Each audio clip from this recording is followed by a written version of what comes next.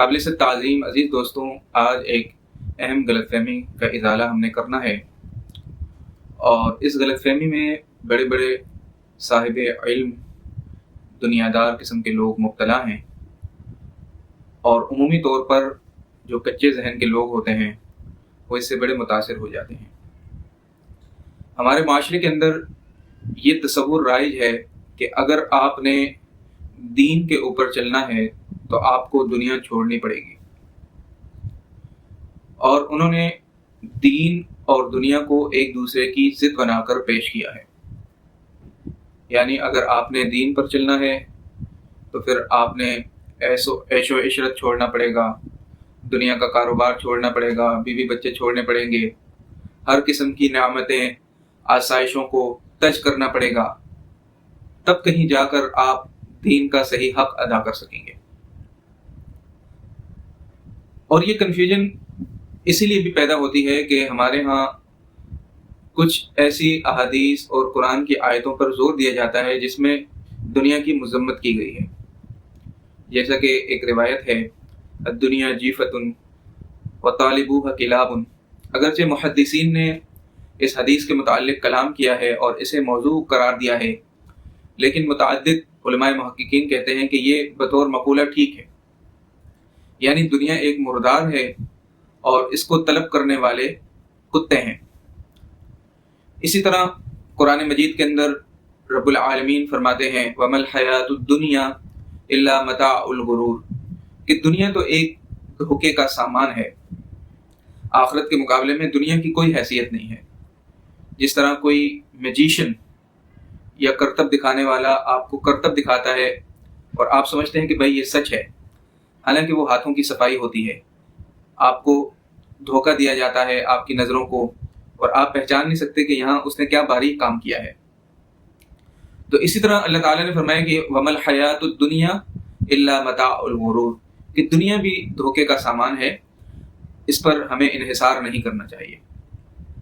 اور ایک جگہ ارشاد فرمایا وَاعْلَمُوا أَنَّمَا أَمْوَالُكُمْ وَأَوْلَادُكُمْ فِتْنَةٌ، کہ تمہارا مال اور تمہاری اولاد یہ تمہارے لیے فتنہ ہے۔ اب ایک طرف تو دنیا کی مذمت کی احادیث اور قرآن کی آیتیں ہمیں سنائی جاتی ہیں، جبکہ دوسری طرف ایسی قرآن کی آیتیں بھی ہیں جس میں دنیا کی مذمت نہیں کی گئی۔ جیسے قرآن کریم میں اللہ تعالیٰ نے فرمایا فَإِذَا قُضِيَتِ الصَّلَاةُ فَانتَشِرُوا فِي الْأَرْضِ وَابْتَغُوا مِنْ فَضْلِ اللَّهِ، کہ جب نماز سے فارغ ہو جاؤ جمعے کی تو پھر اللہ کا فضل تلاش کرنے کے لیے زمین پر پھیل جاؤ۔ یہاں علماء کرام نے لکھا ہے کہ فضل سے مراد مال ہے، یعنی یہاں مال کو تلاش کرنے کا اللہ تعالیٰ نے حکم دیا ہے کہ بھائی تلاش کرو مال کو۔ اور پھر نبی کریم صلی اللہ علیہ وسلم جو اکثر یہ دعا فرمایا کرتے تھے قرآن مجید کی، ربنا آتنا فی الدنیا حسنۃ وفی الآخرۃ حسنۃ وقنا عذاب النار، کہ یا اللہ ہمیں دنیا بھی اچھی احسن عطا فرما اور آخرت میں بھی ہمارے ساتھ اچھائی کا معاملہ فرما۔ تو ایک طرف تو دنیا کی مذمت کی ہمیں آیات ملتی ہیں، دوسری طرف اللہ تعالیٰ اور قرآن میں دنیا کو اچھا بھی خیال کر رہے ہیں اور بتا رہے ہیں کہ یہ اللہ تعالیٰ کا فضل ہے، خیر ہے۔ تو آخر ان دونوں باتوں میں تطبیق کیا ہے، حقیقت کیا ہے؟ تو عزیز دوستوں، علماء کرام نے لکھا ہے کہ دنیا کی جو مذمت بیان کی گئی ہے وہ اس پیرائے کے اندر ہے کہ انسان دنیا کو اپنا مقصد بنا لے اور آخری منزل بنا لے، اسے اپنا گول بنا لے کہ بھئی مجھے جو کچھ کرنا ہے اسی دنیا میں کرنا ہے اور مجھے اصل کامیابی اس دنیا کے اندر حاصل کرنی ہے۔ تو اگر وہ یہ کام کرنا شروع کر دے گا تو اس کی مذمت بیان کی گئی ہے۔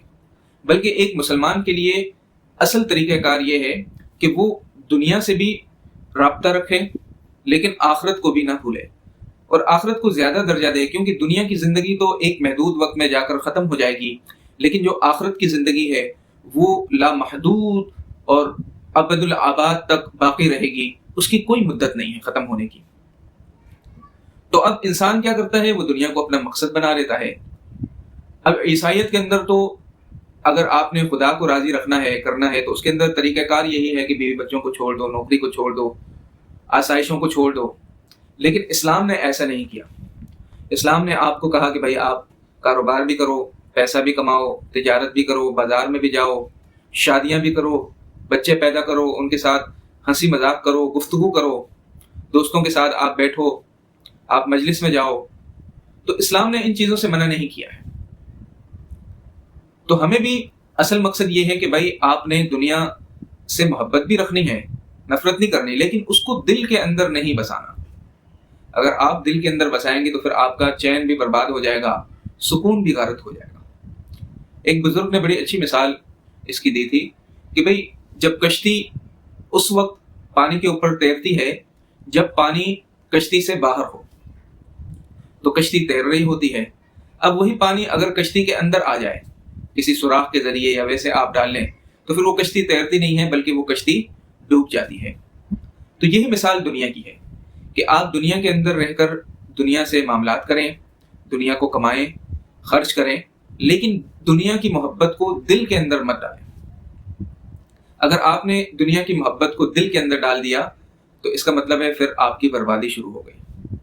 اور اگر آپ نے دنیا کو دین کے مطابق بنا لیا، جس طرح دینی احکامات ہیں آپ نے اس پر عمل کیا، تو پھر یہی دنیا جو ہے وہ بھی آپ کی دین بن جائے گی اور آپ کی تجارت میں بھی آپ کو ثواب ملنا شروع ہو جائے گا. حدیث میں آتا ہے نا کہ جو نیک تاجر ہوں گے، سچے تاجر، وہ قیامت کے دن انبیاء کرام کے ساتھ ہوں گے. کتنا بڑا اللہ تعالیٰ نے ان کو رتبہ دیا ہے، اور کس وجہ سے کہ وہ تجارت سچائی کے ساتھ کرتے تھے. اب اگر آپ تجارت کر رہے ہو تو آپ کے اوپر جو فرائض ہیں تجارت کے، مثلا آپ نے سچائی کے ساتھ کام کرنا ہے، جھوٹ نہیں بولنا، فراڈ نہیں کرنا، دھوکہ دہی نہیں کرنی، لوگوں کے پیسے ضائع نہیں کرنے، کسی کو پریشان نہیں کرنا. پھر اس کے علاوہ آپ نے جو مال کمایا ہے اس میں سے آپ نے زکوٰۃ دینی ہے، صدقات خرچ کرنے ہیں، خیرات دینی ہے. اور جو اللہ تعالیٰ نے آپ کے اوپر معاملات رکھے ہیں فرائض کے اعتبار سے، نوافل کے، آپ نے پورے کرنے ہیں. اور جس طرح اللہ نے آپ کے ساتھ احسانات کیے ہیں آپ بھی اس کو احسان کے ساتھ خرچ کرو، بیوی بچوں کے اوپر، اپنے رشتہ داروں کے اوپر، صلہ رحمی کے اوپر. تو جب آپ اس طرح عمل کریں گے تو آپ کا خرچ کرنا بھی ثواب ہو جائے گا، آپ کا کمانا بھی ثواب ہو جائے گا، آپ کا کھانا پینا بھی ثواب ہو جائے گا، آپ کا بیوی بچوں کے ساتھ بیٹھنا، ان کے اوپر خرچ کرنا بھی ثواب ہو جائے گا. تو دوستوں، آپ کو یہی بات سمجھانی تھی کہ دین اور دنیا ایک دوسرے کی ضد نہیں ہے. اسلامی پوائنٹ آف ویو سے یا اسلامی لٹریچر کے مطابق کہ دنیا کو اللہ تعالیٰ نے ہمارے زندگی گزارنے کا ایک پڑاؤ بنایا ہے. جس طرح ایک مسافر کسی سفر پر جا رہا ہوتا ہے تو وہ سفر کے دوران کوئی اسٹیشن آتا ہے تو اس اسٹیشن میں اسے کہا کہ بھائی جتنا آپ وہاں سے فائدہ اٹھا سکتے ہیں تھوڑا بہت آپ لے لیں اور پھر آگے آپ کے لیے بڑی نعمتیں ہیں. اب دیکھیں نا، مثال کے طور پر آپ یہاں سے کراچی سے پشاور جا رہے ہوں یا پنجاب جا رہے ہوں تو ابھی آپ کے اسٹیشن آنے والے ہیں 1-2 گھنٹے بعد، اور اس سے پہلے چھوٹے چھوٹے اسٹیشن آتے ہیں. تو ایک اسٹیشن آتا ہے، لوگ کہتے ہیں یار چلو آؤ باہر کھاتے ہیں کڑھائی وڑائی، کوئی مرغا پھولتے ہیں، کوئی برگر پھولتے ہیں.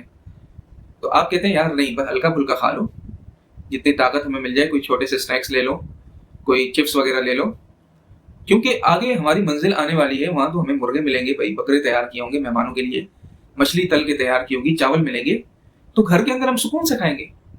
یہاں اسٹیشن پہ کھانے کی کیا ضرورت ہے؟